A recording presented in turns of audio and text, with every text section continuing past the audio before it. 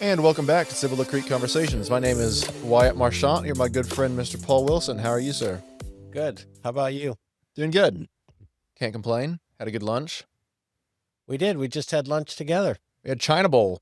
Paul woke up and chose violence. No, we've been going to that sub place for well, Oh, yeah, Jersey Mike's. quite a few weeks, Yeah, quite a few months. yeah. We hadn't been to China Bowl in a while, No, it had been. Good and luck. we were having to change our recording time, and I'm working up against the schedule here this afternoon, so we decided to do it earlier. So I thought I'll come your direction, and we'll grab lunch, and then come here to record. Yep, That's good. indeed. I think they have some of the best egg drop soup I've ever tasted. It's really good. It's pretty good. And I'm okay with you using me as your opportunity to go there because I know Charlotte won't go with you. So, My wife will not go there. It's funny how many people won't go there. yeah, yeah. Well, it's not like it was, a full dining area. So it was us and like 5 other people. Oh, there were more people than that in there. It's good. It's a Bernie staple. You know, the customary thing to say if a Chinese restaurant doesn't have a lot of like in-house traffic, you just say takeout. They just get a lot of takeout. It's probably true, actually. There used to be a great place down in Leon Springs. It's long since gone, but it was really, really good. Every Tuesday for years, I and our executive pastor at the time, we used to have lunch there. There's a Chinese place. Yeah, it's Yeah. called Ping's. Oh, It was really, really good. And just a little bit better ambiance. But you'd go in there and there would only be 5 people yeah, in there. yeah, But then you always said, well, because they have big takeout. yeah. Lots of people came in and picked it up and left. It's a good way to cope. Yeah. Yeah. Well, very good. Well, we are in mid-October. We are nearing Halloween, and we just had another Q&A Sunday, and a question that popped up a couple times was about Halloween. Right. So, what we're going to talk about today is, should Christians celebrate Halloween? Is there anything that we should stay away from as we're nearing that day? Yeah. I was thinking I'm probably not the best person to ask this question. Uh-huh. Uh, I mean, I'm going to respond, and I have prepared a response, but again, probably not the best person to ask for 2 reasons. One is I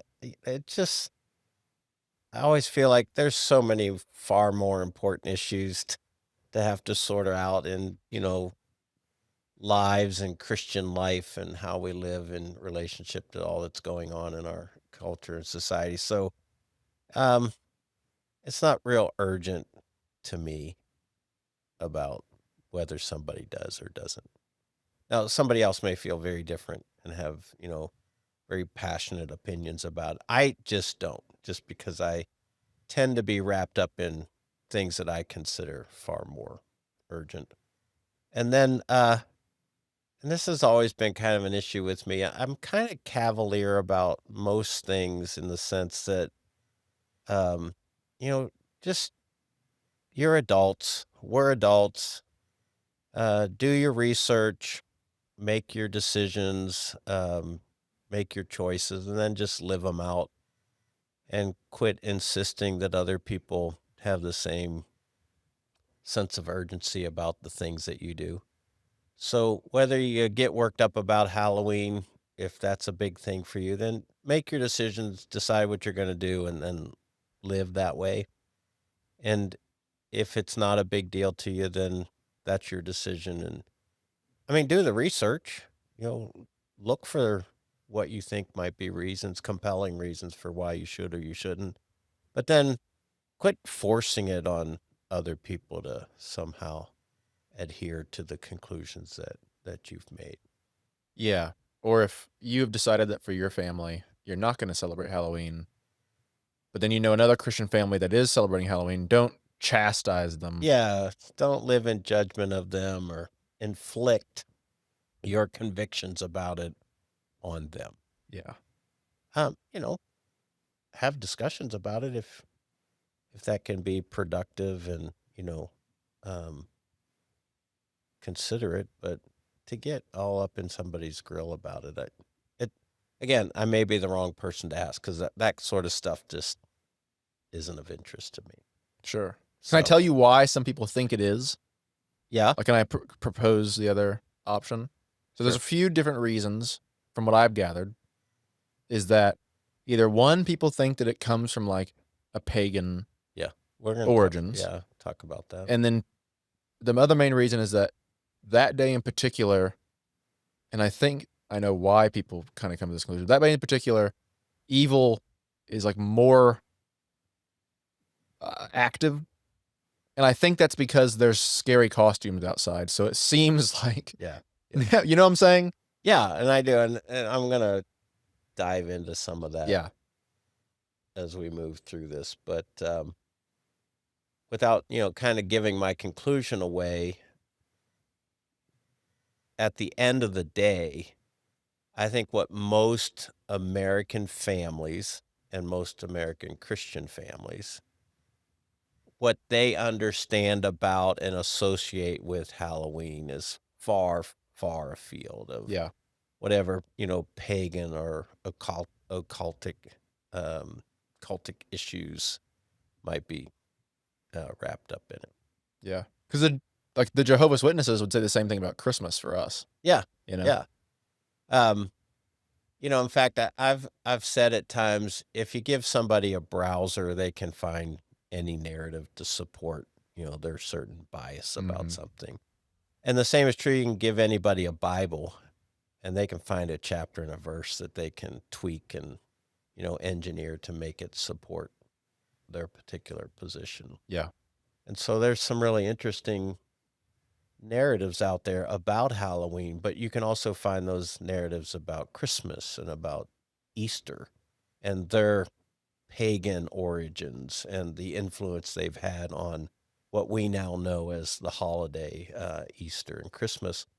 That you can just make the same argument. Well, it comes from this, therefore we shouldn't do it. yeah, It comes from this 4,000 years ago, and therefore it's and what I want to do a little bit into the discussion is look at some of that logic and the reasoning that is incorrect about saying because it has origins, then I shouldn't participate in it.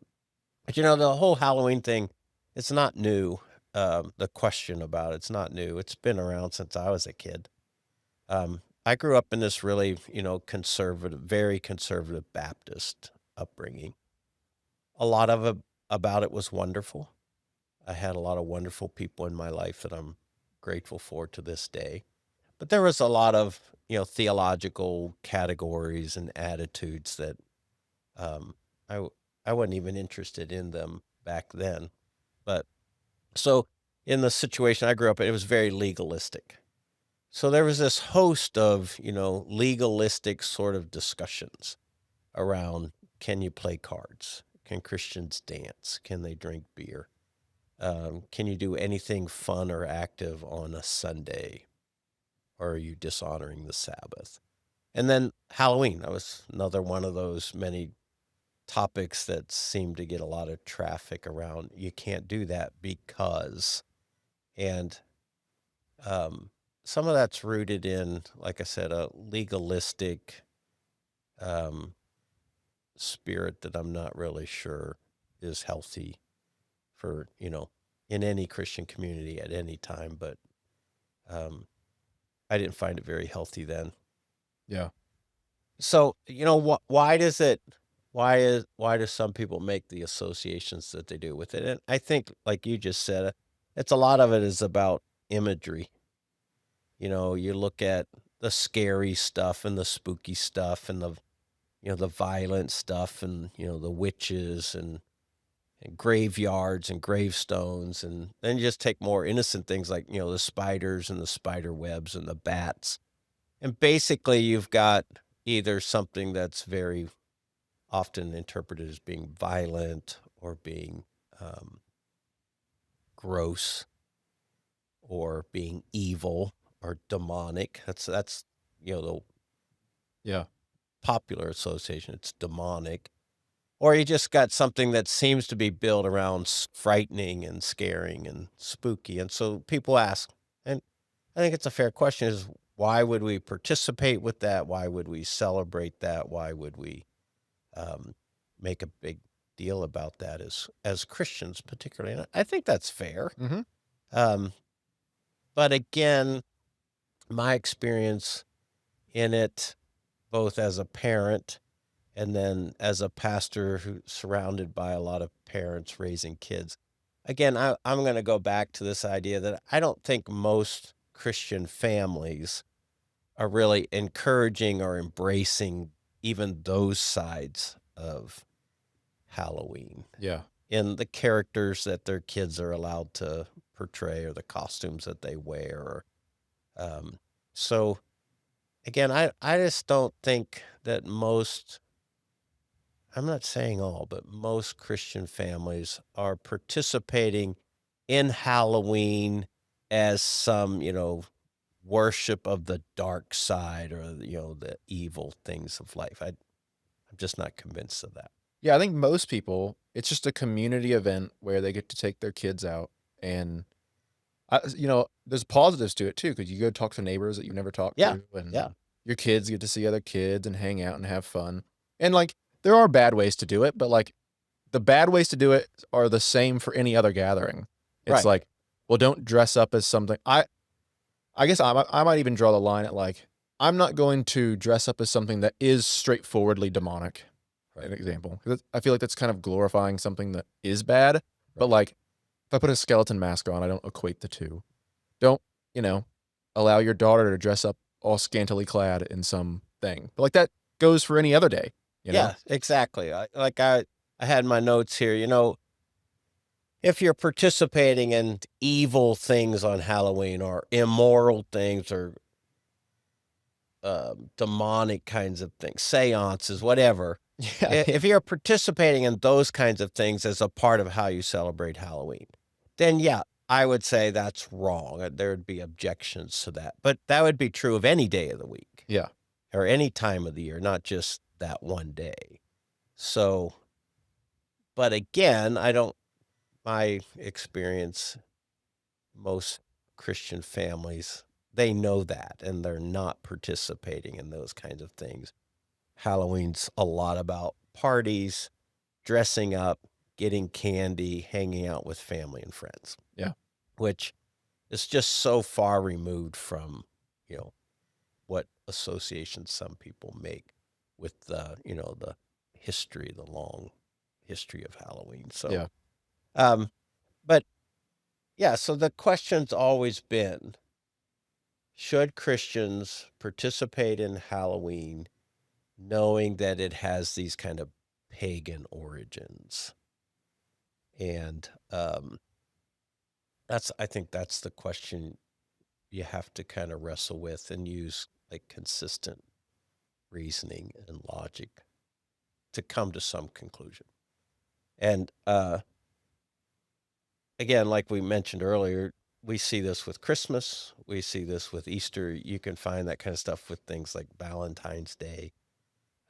Easter eggs supposed to have some sort of pagan origin, bunnies pagan origin, Christmas tree pagan origin. Certainly, you can get all kinds of Christians wrapped up around the Santa Claus, what the pagan origins, and so you just, there's just no end to almost anything that we do that if you get on your internet browser, you can find its pagan origins. yeah.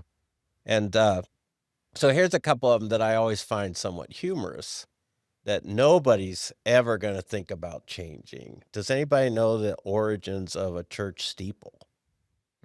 Oh, no. We're like, no, a church steeple. In fact, the church steeple is often seen by most churches as sort of their pride. It's their beacon in the community. You can find us because you can see our steeple. It's the highest one, it's the biggest one, it's the brightest lit one, it's the most extravagant one. Yeah, steeple.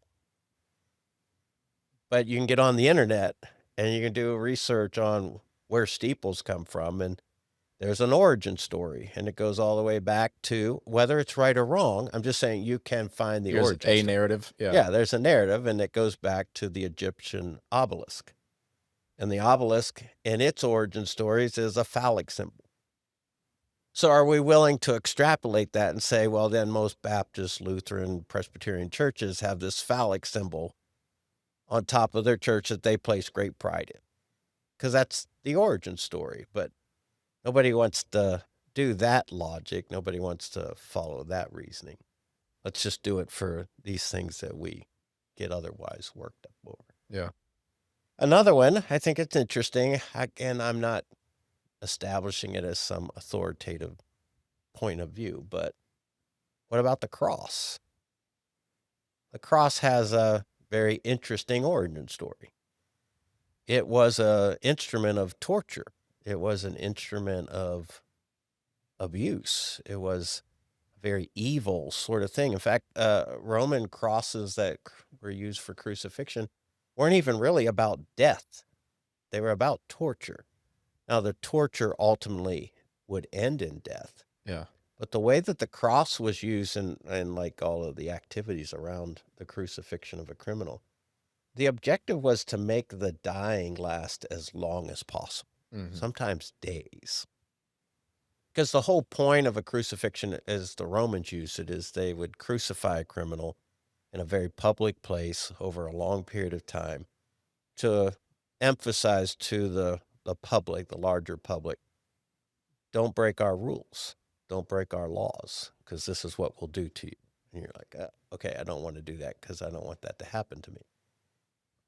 So if you just take that as an origin story for the cross, this instrument, this vile, evil, um, demonic in some sense, torture device, and yet we venerate it. Many Christians, they wouldn't know what to do if their church didn't have a cross in it, cross on a steeple. Yeah. Or a cross on the building outside, or the cross inside in the auditorium or sanctuary or throughout the halls. We've just taken something that has a pretty suspicious origin story, and we've turned it into something that, I think, in many ways Christians venerate. They almost end up worshiping it than the Jesus of the cross. I mean, 29 years at Cibolo Creek. One of the most oft asked questions is, why are there no crosses? Because it's so important to some. But again, if we're using this logic, well, if something has a pagan has some sort of a vile origin, then we shouldn't embrace it. Yeah. That's what they've done with Halloween. So I'm going, well, let's just be consistent. Are Yeah. we willing to do that with Christmas? Are we willing to do that with Easter? Are we willing to do that with the cross? Are we willing to do that with a steeple? And the answer is no, because we have the capacity in human logic and human reasoning to separate sort of what something might have meant originally and what we've made it or what it's become. Yeah. Does that make sense? Uh-huh. I use the same argument. Actually, there's this Jehovah's Witness guy that used to come by my parents' house whenever I lived there, but his name was Larry. He was sweet. But I use the same argument. I'm just like, okay, well, if Christmas has pagan origins, just say that it does, which I don't believe, but let's just Right. say that it does. Well, like now, it's very evidently all about Christ. Like it's in the name, Right. one. And then two, more people go to church on Christmas and Easter than any other Sunday Right. throughout the year. So, like, whatever it was, we've definitely redeemed it for our own purposes. Right. So, Right. Um, and so with Halloween, I think the same thing is true. While there may be some sort of pagan influence in its very raw origins, is that what it is today? And I think if you asked 99.9.9.9%, or however you'd make that number up, of Christians who participate in Halloween, tell us about what you know about the origins of Halloween. They wouldn't have a clue, yeah. because that's not the association. And so, I actually did a little bit of research on like the origins of Halloween to get ready for this. And there's maybe 2 or 3 narratives about where Halloween came from, and there's a lot of overlap because 'cause they're using some of the same histories about this and that. And so, yes, it was uh, what's the word? Celtic or Celtic? It's Celtic. Celtic. Celtic, yeah. It's blanking there. Yeah. It has a kind of a Celtic origin, and it had something to do with like the end of summer, the beginning of like fall and winter. Yeah.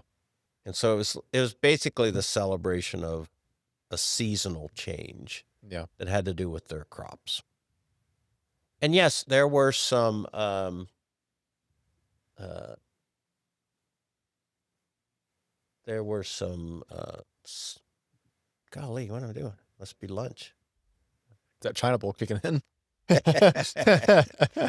um, superstitions. That's the word I was looking for. Yes. There were some superstitious beliefs around that period of time, like that season. And so here's the two narratives you're going to read. It was a festival celebrating the change of seasons. Or there's this other narrative was this was actually some sort of demonic, satanic sort of observation about like the world of the dead and the world of the alive, like sort of meshing together this one period of the year. And so there was these things that people did to sort of avoid the interactions of the two worlds. So it's either a festival or it's some sort of occultic sort of One or the other. yeah. And and so it's interesting. I read somewhere that it said some people on the living end, the living side of the equation, they would dress up to disguise themselves from the ghost on the other side, because there was this superstitious belief that the ghosts were coming to get the living people and bring them to the other side during this festival. And so they would dress up so they wouldn't be mistaken for a living person. So that might be like where the whole thing of costumes comes from. Okay. And then you read more of the narrative, more of the history, and it has something to do with like the church establishing like All Saints Day. And then there was a second one, All Souls Day. And basically what you read through these narratives were basically this evolution of history and what comes from this festival or this practice um, basically takes on different expressions. So by the time um, like Irish and Scottish and uh, these other people groups start immigrating to the United States, they're bringing some of their traditions and they're bringing some of their beliefs and they're bringing some of their practices. And again, in the story of Halloween, basically what I read was that Americans who lived at the time these immigrants are arriving, they're taking on some of these interesting practices, some of these interesting traditions, and they're accommodating them or they're embracing them. And so what happened in America was really about, hey, we like that thing about dressing up. That's kind of fun. Hey, we like this thing about tricks or treats. And so it was actually initially more about pranks that there was a, time of year people pulled pranks on each other. And the pranks evidently got out of hand. So they were paying people off with candy, not to make their pranks too destructive. Yeah. And then kind of parties all around sort of this holiday. And like I said, so by the time it gets to America, about the time it starts to take shape as a holiday in our calendar, it's not about some struggle between the afterlife and this life. It's about parties, it's about fun, it's about family, it's about candy, it's about, just being together, having a good time. And and so that's why I think there's a certain innocence to much of what it is today for most families. Now, do people use it to do evil things? Yes. Do people celebrate things that are immoral and wrong during the time? Yes. But you could make that case for anything, any Yeah. time of the year. Yeah. So I'm not really sure that I'm going to get too worked up about Halloween being an evil or wrong thing for a person to choose. Yeah. Does that make sense? Uh-huh. So if we look at this idea of there's an origin to something, and if it's wrong, then we need to be careful about it. I actually think the Bible provides some instructions there. Um, and again, in my mind and how I would handle Scripture, I think this I think this is a classic case of Romans chapter 14. And for the person who not familiar with Romans chapter 14, there was a very interesting social thing that was happening in the first century. Um, there were temples to other gods, idols. People would go to those temples and they would make sacrifices of an animal to worship that idol. And eventually, what happened is the priest in those temples, they realized, hey, we have a lot of good meat here that's going to go to waste. Why don't we get paid twice for this? Because they were getting paid to make the sacrifice on behalf of the worshiper. They're like, we can just take this meat out the back door of the temple, take it down to the marketplace, and we could sell it. And people would buy this meat. I got thinking, like, it's already been cooked. Sort of like those rotisserie chickens you can get at HEB, right? Yeah, yeah. So people were paying for that meat in the marketplace that had just a few hours earlier been offered as a sacrifice in the temple. So what we learn in Romans is that the first century church, those early Christians in Rome, they were all up in arms about, can I eat that meat or not? And there were some Christians that go, no, you can't eat that meat because it was used to worship an idol that's not the real God. And so it's tainted, it's evil, it's sinful. So I can't eat it. And other Christians were saying, that's ridiculous. Those idols don't even exist. They're not even real things. So that's just meat that someone's offered already cooked for me. I can buy it and my family can eat it. And basically, what we learn in Romans, there was some sort of a tension in the body of Christ around this particular issue. And so in Romans chapter 14, the Apostle Paul writes some instructions for the early church about how do you decide? And basically, what he comes down to is he says it's an issue of conscience. You prayerfully think through what your heart is telling you about whether you can eat that meat or not. And then, if your heart convicts you in a way that says, yeah, I shouldn't participate in that, then don't eat it. But you don't have to inflict your conviction or your conclusion on the matter on your other brothers and sisters in Christ. Yeah. And so the other brother and sister in Christ, they may say, yeah, it's not a problem. I can eat that meat. That's where their prayerful conviction arrived at.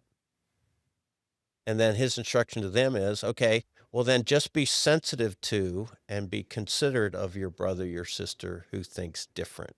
So, in other words, don't invite them over to your house and serve the meat that was offered to idols because you're comfortable with it. They should be too. He said, no, if it's an issue for them, then just be lovingly sensitive and don't, push it. Don't make it a thing. Don't put Yeah. them in a situation where they're going to stumble in their faith because of a dilemma that they face. Yeah. So if you take that passage, and here we have the origin of this meat and can I eat it? I think there's a principle there that says, in spite of the origin of something, it doesn't necessarily make it evil for all time in all places. Yeah. And therefore, I'm drawing on a long arc of history that says what most American Christians understand about Halloween and how they participate in it today is far, far removed from whatever pagan origins it might have had. So I don't see contemporary Christians glorifying it or worshiping it or making it something more than just a fun family, friends kind of party where people get together and eat a lot of candy. Yeah. Did you follow all that? Uh-huh. That makes Yeah, sense? absolutely. Does that seem fair? I think so. Okay. Yeah, because I mean, you can go find the narratives where it is this evil thing, but you can also go find the narratives that it's actually from like you said, Christian origins. So it's like you can find Yeah. a narrative on either side, and then it's more what you do with the actual celebration that matters. Yeah. You mentioned earlier something about, I can't remember the exact, but you mentioned about redeeming it. Yeah. Um, and so you see Christians and you see churches trying to redeem something that might otherwise be perceived as dangerous or scary or whatever. And so you see churches that host events on their campus on Halloween that are an option, Like trunk or treat. trunk or treat or some sort of a fall festival. And Yeah. and they don't make it about, the ghost and the demons and the gory stuff. They make it about pumpkins and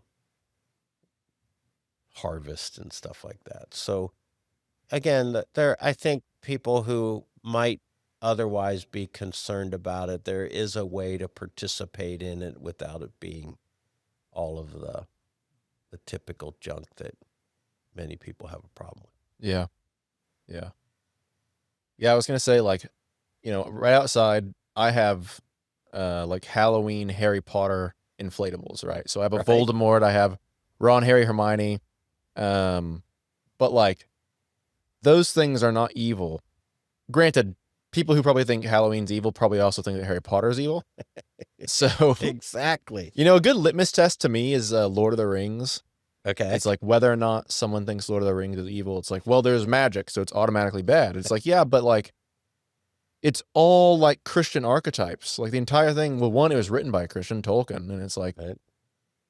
I don't see how just because there's a spell being cast that it's the same as, like, demon worship. I guess people would argue that it's, like, opening a door to Yeah. evil, but I don't know. Yeah. Again, if we're opening doors to evil, there's a whole lot more threatening opportunities for that other than Halloween. Like we could just talk about a cell phone.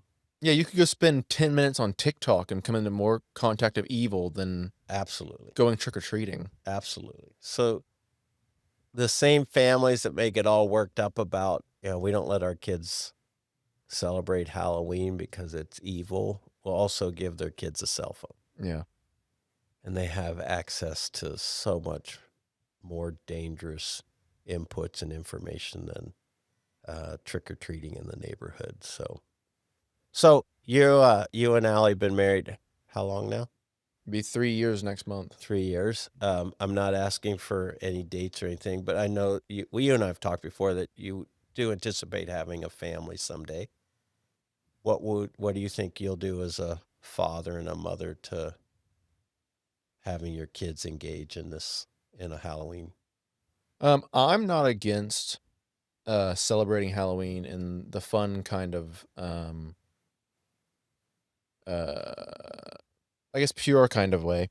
I would be against them dressing up as something, like, overly violent Sure. or, like, obviously nothing with pentagrams or things like that. Things that are, like, overtly Yeah. demonic or satanic are obviously a no-go, but just them going out and having fun and, going with them too Yeah. and getting to meet neighbors, I think see it as more of an opportunity than anything else to just go out and meet people. Yeah. So, yeah, I'm not gonna be too much of a stickler on that kind of Okay. stuff, but, that kind of stuff, but then I'll probably be an odd stickler on other things, so, Yeah, I can imagine you will be. yeah, very much so. Yeah. Um, Charlotte and I, we raised two boys, and we always did the Halloween thing. Um, but like you said, it was about getting all their friends together. In fact, every Halloween, most of them, we hosted a party at our house. And while the kids were out working the neighborhood, depending on their age, the parents were at our house. We were all just hanging out, eating pizza, and kind of supervising the kids from a distance. We didn't live in a big neighborhood. So, or when the kids were little, we were out, you know, going from house to house with them.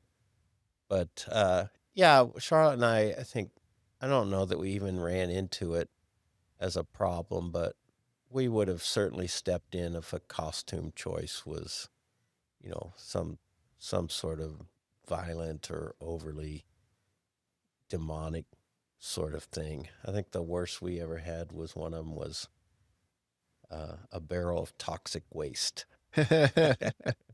Paul J came up with that.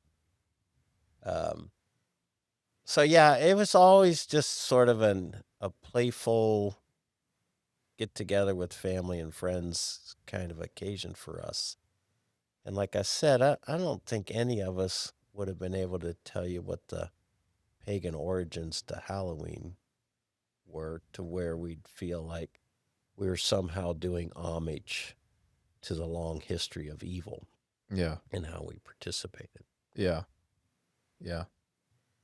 So, having just done a Q&A Sunday, maybe it's just the time of the year. Have you ever recalled getting that question before in a No. Q? Yeah, it But I might. think it is the time of Yeah, year. it might. We maybe have never done one around Halloween where Like, people. I always see things pop up on social media around this time in past years.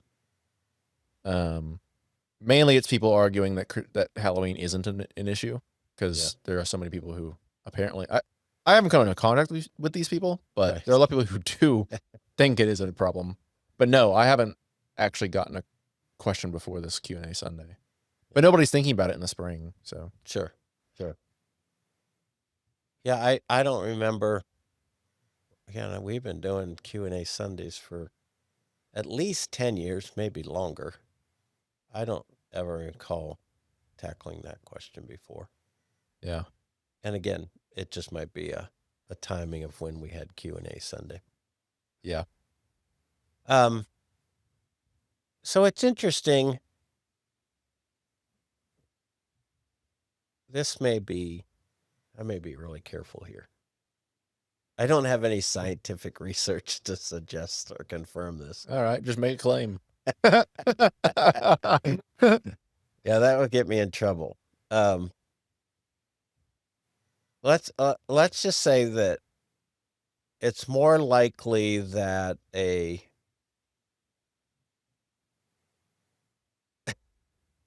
I'm deciding if I should say this. Now you have to because I'm Yeah. curious. Would a homeschool family be more inclined to have issues with Halloween? Well, probably. Just, I mean, given that they've taken their kids out of public school, So they may out of the be mainstream. particularly sensitive to that or heightened awareness about Yeah, the influences in the life of their they're kid. already inclined to pull away from and be more protective of such Yeah. things. And I don't think that's a bad thing, Yeah. but it would be an interesting study. Would homeschooled families versus public school families more or less inclined to have strong feelings for or against Halloween? It'd be interesting to see how that fell out. I think almost like it's almost contradictory if it wasn't true. Yeah. Because it's like, even in like my head with thinking about my kids in the future, it's like, if I didn't allow them to celebrate Halloween, but I put them in public school, I'd be like, where is the line at? The line makes no sense. You know? Like, it Right. makes no sense. Okay. So are you tipping your hand that you're going to homeschool? Yeah, home or private. Okay. They're not going into public. Okay. Whole other discussion. Yep. Could be a whole other podcast someday. Yeah. Yeah, I guess. Yeah. It's hard. It's hard now because I mean things have changed in the last 10 years, Mm. like pretty dramatically. I think cultural, social compromise has been brewing since the 60s. and it's all kind of seeds were planted and now we're reaping the harvest. But even the last 10 years, just some of the social cultural issues that's come up in the public school setting are dramatically different than even when my boys were in high school or in elementary school. And then it's far, far different from when I was in school, Oh, yeah. elementary school. I mean, even whenever I graduated 2017, and I've been back and forth to the high school because my brother-in-law, and he just turned 21, but very different than Yeah. whenever I was there. So I think what I'm admitting to is we Charlotte and I, we were always big public school fans. We thought there was value in our kids being engaged in a public school for a number of different reasons, academic reasons and social reasons, even for some spiritual reasons. Our sons teaching them how to be engaged with their world. But again, it was different. And I don't think we would have had some of the same concerns then that I see parents having now. And so what I've seen, my heart is shifting to becoming far more pro homeschool than I ever have been. Now, I think it has to be done well, but um, when I meet parents who are homeschooling now and I talk to them, I'm always very affirming. I used to just not say anything because I didn't want to get into a debate about homeschool, public school. But now I'm very affirming, like, that's a great choice for you and your family. I understand it. I get it now more than I ever have before. Yeah. Yeah, I mean, that's kinda like, I mean, just for the listeners, I'm reading this book called Life in the Negative World, but that's kinda what that's about. It's like the culture's changing to where we live in a very negative culture towards Christianity, whereas even whenever I was there, it felt more neutral, down here in Texas. But, I would say, like, even, like, with things like Halloween, but this really goes for everything, like, parents need to be, because the culture is so negative towards Christianity, and there's a lot more just, you know, um evil in general in our culture, or at least confusion. People like parents should be like for things like Halloween, like if your kids go into a party, like know who it is. Like, do you trust those? But that goes for any time, not just Yeah, Halloween, exactly. you know? And so be involved and aware of who's Yeah. who and that kind of stuff.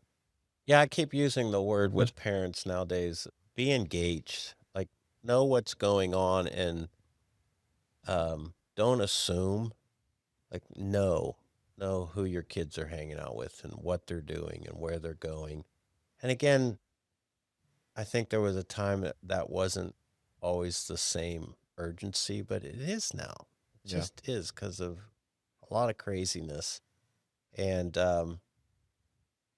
the other thing I'm really trying to encourage parents to do more of is learn how to have the conversations or learn to create a safe place for your kids to talk with you about the stuff. Even if you disagree with your kid about a topic, fine.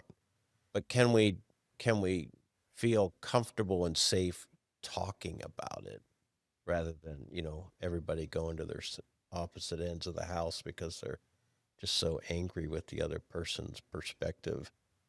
That's not helping at all. no. Well, and in order to do that, you actually have to understand why you believe what you believe. If you're the parent, Right? and it's really helpful if you understand kind of the other, like, this can be a whole, we probably should just do a podcast episode about all this stuff alone, but like, you need to understand the cultural ideologies that are out there so that way you can have those conversations. Like, Yeah. it's the onus is not on your kid, it's on you. Yeah, yeah. So, Yeah, Charlotte and I we were always very engaged.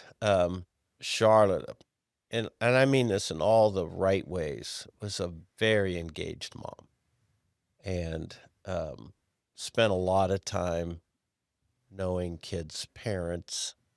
Um,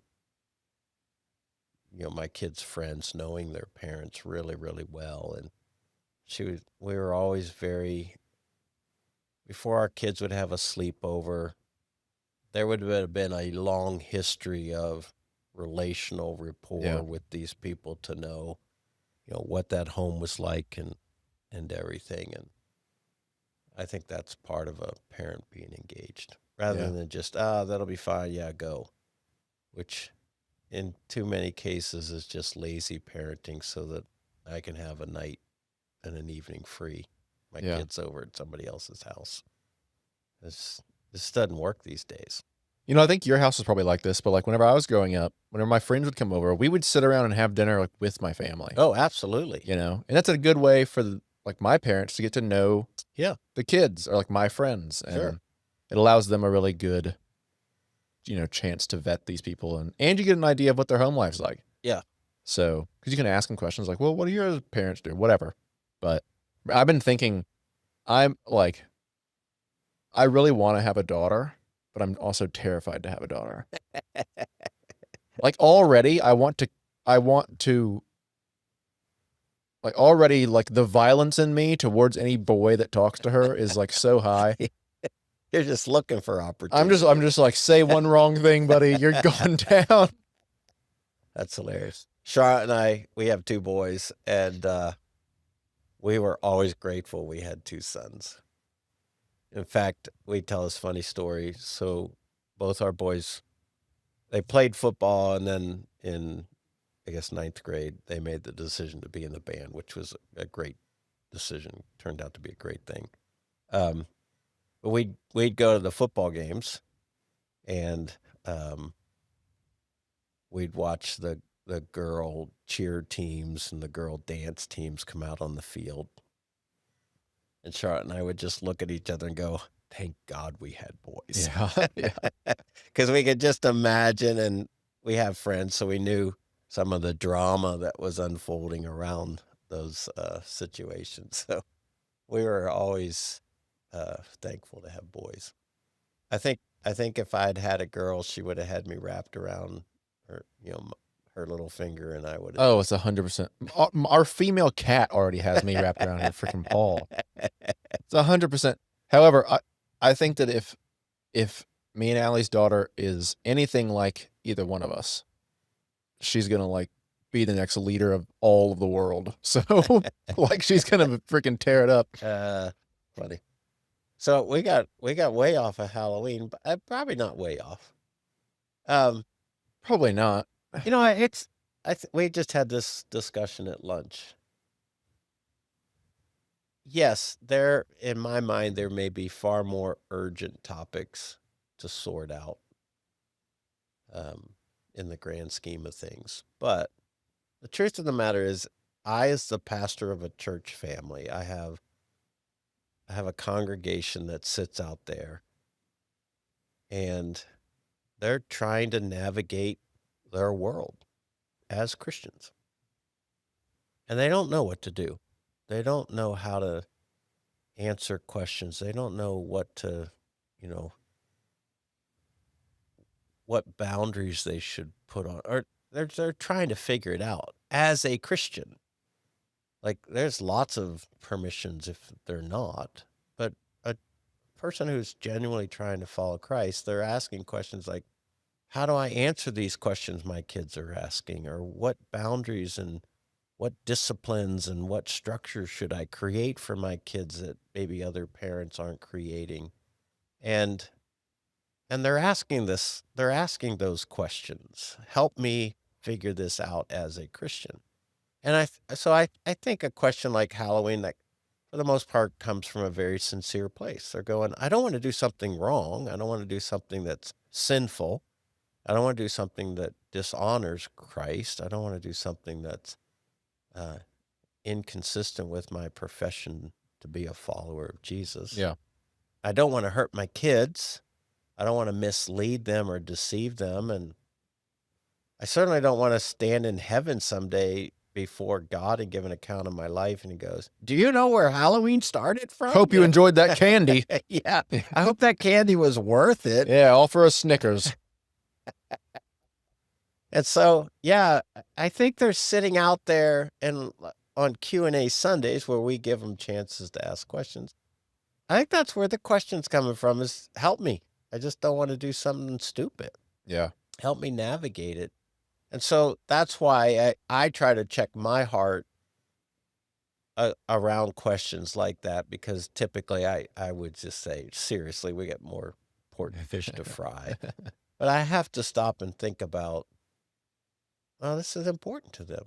They're trying to make good choices. And they're looking to me to provide some sort of a guidance. And if I if I can give them some sort of a logic around which to process, it doesn't just answer the Halloween question, but it prepares them to kind of think about other issues. But And I think it also can teach people, like, how to, um, like, wade through the middle of certain things. Because, like, for instance, like, I was just thinking, okay, well, what about horror movies? 'Cause it's very similar in topic to yeah, yeah, Halloween. yeah, Well, I've watched some horror movies that, 1, I'm not gonna watch again, and 2, I wouldn't let my kids watch. right, There's some that I'm like, "Yeah, that wasn't so bad." yeah. Like, it was spooky and, like, it is a genre, and people like the anxiety of that, and it's fun. Like, it is kind of I fun, hate them. you know? But, like, there's some that you shouldn't, and there's some that are okay. So Yeah. it's like, it's not just this or that sometimes. Yeah, and sometimes it's not even about genre so much as like, do I really want to scare the bejeebers out of my child and create nightmares or anxiety or Yeah, yeah, yeah. unfounded Well, yeah, fear? if they're too small, they shouldn't be watching horror Yeah, movies. yeah. Well, evidently at 63, I can't watch them because they scare the bejeebers out of me. But yeah, so I think I think they're like you were saying, helping people find a logical way to process those kinds of questions helps equip them for those other questions in life. Yeah. And while I very rarely get a Halloween question, I am inundated these days with questions about the gender identity thing, the LGBTQ thing, the abortion thing, sex outside of marriage thing. I mean, these are big ticket issues. And I think for the most part, many parents, particularly, are saying, my kid's hearing one thing on TikTok and social media and their friends at school. What do I what do I tell them? How do I help them navigate that? So I think Halloween's just maybe just an illustration of the kinds of topics parents are trying to navigate. Yeah. Even if it's only once a year, if Yeah, they think about exactly. it. Exactly. But, well, very good. Well, I think that Kind of covers it. yeah, I think so. So let me ask you the burning question. What's your favorite Halloween candy? Um, I don't know. I guess my favorite candy in general is probably like a Reese's Okay. peanut butter cups. Frozen or unfrozen? Uh, Did you know that's a thing? my grandpa used to keep them in the fridge, I keep them in the but not in freezer. the freezer. Yeah, they're much better in the freezer. Really? Yeah. Mm. I know Yorks are way better in the freezer. Okay. A York peppermint Right. patty. Yeah. It's You like, shouldn't really call it a patty, but it's not, it's just why should you not call it a just sounds. patty? I don't know. I guess I think about cow patties. Well, That's because I grew up around cows, but I'm a dark chocolate fan. yeah, I like dark chocolate. So Milky Way Midnights. I thought you were gonna say black licorice for some reason. Oh, I hate black licorice. That stuff disgusting. Yeah, that's not good. So yeah, Milky Way Midnights. I always charged a candy tax or dad tax when the kids came in with their bucket full or their um, pillowcase full of candy. They'd Uh-huh. have to lay it out on the table, and I always had to have some. Yeah. You'll do that too. It'll be called the dad tax. Oh yeah. Yeah. Yeah. So do you and Charlotte hand out candy now? Yes, but we live in our neighborhood. We live on a cul-de-sac, so there's what 4 or 5 houses on that circle. Um, and then the street coming back to our cul-de-sac, there's only in our street and cul-de-sac, there's only 3 kids. Oh. So it's They probably all go elsewhere, huh? Yeah, so they always go. There's a neighborhood in Fair Oaks that's like famous. So everybody goes over there because they just pull out all the stops and create, decorate the houses and provide the whole experience. And it's literally jam packed full of golf carts riding around delivering kids to people's houses. So we get, the 3 kids that live on our street and maybe 2 or 3 or 4 others. So one, there's always extra candy, which for some reason I always find a place for. But we don't get a lot of traffic, but we still keep our light on and are prepared.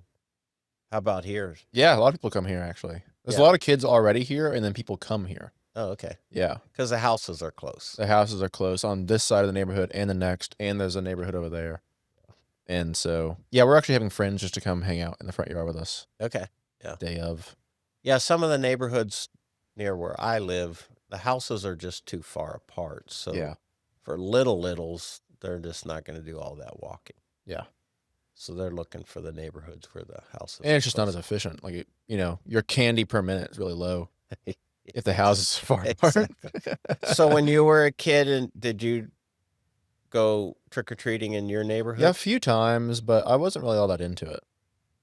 Is that because As a you kid. were an only child, or? Probably. Like, I would go with my friends sometimes, but it wasn't ever like, Well, I've been to the house you grew up in.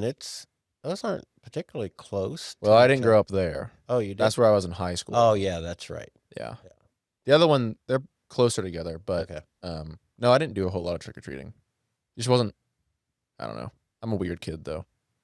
Well, we all know that. But, like, Allie's family, like, they went all out with, like, decorations and stuff, like fun decorations around the house. And then they would always go around, and I think her dad would, like, carry a cooler with him. And so every time he would go up to, like, a dad, he'd, like, slip him, like, hey, here's, like, a Miller Lite or something like that, which is always funny. It's like him being, just 2 dads doing Right. dad things. Doing And so, dad thing. but that was always cool because, like, from what they tell me, they Yeah. made it really fun. It's just me, and my parents aren't really into that. So Yeah. Yeah, we didn't do a lot of decorations. Certainly not outside. Charlotte might have some around the house, but it was always kind of a fun day for us. yeah, yeah, So, at the end of the discussion, I'd say to a Christian, do your research, pray through it. If your conscience says, yeah, I'm just not comfortable with what it seems to applaud or embrace, then don't do it. Find another alternative way if you need something. So don't feel like you're wrong in coming to the decision not to do it. But then I'd say don't inflict that conclusion on everybody else that you know. yeah, Just kind of mind your own business and just go about your decision. And then somebody else who thinks about it and prays about it and comes to a conclusion about that they're fine to do it, then don't make someone feel bad because they make a different choice. yeah. And if you are going to do it, like, do it in an innocent, fun, Yeah. Oh, yeah. honoring way. I was just assuming you're not going out and trying to call people from the dead or anything like that. But Yeah. yeah, make it about family, make it about friends, make it about parties, and the fun of going to people's houses and knocking on doors and getting a treat. In fact, use it as an opportunity to get to know your neighbor. Get to know your neighbors. Right. Yeah. Exactly. Well, thank you, sir. Thank you. Enjoyed it as always. Do you have to say goodbye? Oh, yeah. I thought you were going to say something else. You just went like this. All right. See everybody next time.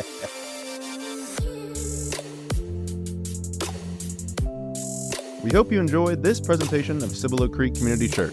If you did, please consider supporting the ministry of our church. Your donations make a difference. To check out more resources or to share a gift, please visit us at cibolocreek.com. Thanks for listening.